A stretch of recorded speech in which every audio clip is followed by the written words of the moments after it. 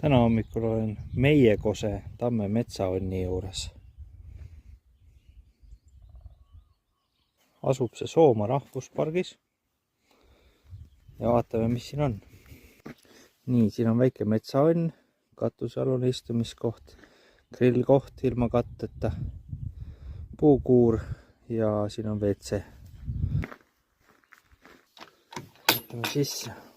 Nii, üsna selline tagasihoidlik, aga lõhnab hästi ja praktiline värk. 2 lamat siit.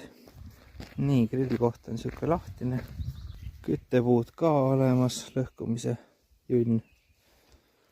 Vaatan metsu ka. Üldse kena. Paber ka. Ja seestpoolt on siuke äge puuriiv.